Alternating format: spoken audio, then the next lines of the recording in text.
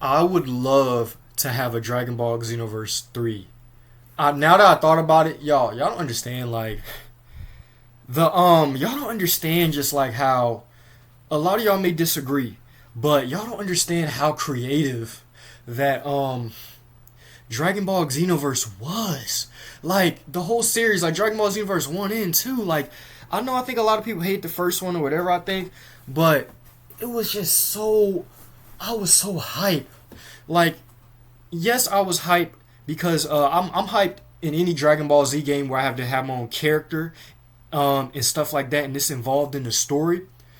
But the story was getting me so hyped with like different outcomes. Like I love those what if scenarios that Dragon Ball Z has. Those what if scenarios that Dragon Ball Z has, like the way they put it together, yo. Like I know a lot of people may complain that Spark and Zero's what ifs they could do a little better, which is true. They could do a little better. They're not that bad, but they're not as good as like Raging Blast, Xenoverse, and I don't know if Ultimate Tenkaichi had any, but I love like the what ifs scenarios in the games, and you get to make your own character and play through that as well. That's what made the game so fire as well. And another thing what made the game so fire as well is online. Offline was fun too with the story mode, which I'm gonna get to that. But basically, it was amazing playing online with your friends. I stayed up late at night till like 3 a.m., 4 a.m. with your friends, just 1v1s, 2v2s, 4v4s, and you get to do the story mode, like the was it story mode? No, like quests. The quest online and stuff like that. Those quests felt like sometimes better than the story mode.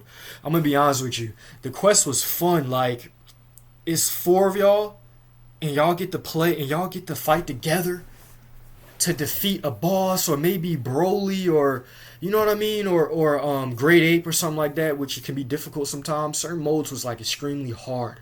Like if you're not leveled up in the game, you're in trouble. Like I realized that in Xenoverse 1.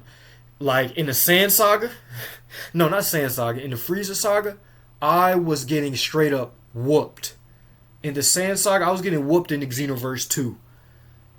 Oh no, Xenoverse 1. I was getting whooped in Xenoverse 1 because Frieza, it was four of us. It was me, Gohan, Krillin, and Vegeta, and we were getting whooped. We were getting like destroyed. And I'm like, dang, I'm like a level 10, and I'm like, but once I realized as I kept training and doing quests, once I leveled up, okay, this is easier. But and this was like Frieza that was like in his first or second form. This is like in his first form whooping us, and I'm like, dang, this is getting kind of hard. But yeah, I had so much fun doing the quests. I don't know if it was Dragon Ball Xenoverse 1 or 2, but y'all know what it's like getting jumped by Cooler in Frieza. That's that. We not even gonna get to how infuriating and frustrating that is, but getting jumped, man. And one thing that's funny is you playing the game, and Goku is just sitting there, like not even just Goku. You could be in a quest and they gotta help you. Why are you just sitting there while I'm getting jumped? I never understood that. Are the developers trying to like rage bait me or something like that? Because the characters are sitting there and I'm getting jumped on the quest or in the story mode. They just sit there and do nothing. I think that's what a lot of game developers do, not just in Dragon Ball Xenoverse, but in a lot of video games. Yeah, that's basically it for this video. I really enjoyed playing Dragon Ball Xenoverse. Nah, let me say this. The story mode was so good. Let me know the favorite part of y'all's story mode, like in Xenoverse 1 and 2. But overall, I would love Xenoverse 3 because it would be fun. But I'm trying to think, like there's so many moments, like certain outcomes.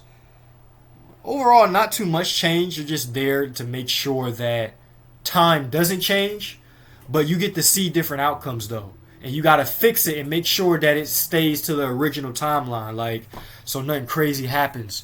Like you get to see certain outcomes. Like one thing that I really enjoyed, and I think it was Xenoverse 2 or 1, and I really respect the developers for doing this, was making it like I get to fight with Gohan and save him. I get to fight and save Gohan. Like that was like, and you get to see Trunks was fighting himself. He was like, "Yo, I don't want to like, I want to help Gohan, bro, but I also gotta keep the timeline the same. I gotta watch Gohan die, so the timeline can stay the same. But I also want to help him. I'm fighting myself, and it's like, yeah, man, that was like hard to watch. If you're a Dragon Ball Z fan, it hits your heart when you see what happened to Gohan with future Gohan when he dies. But overall, this is it for this video.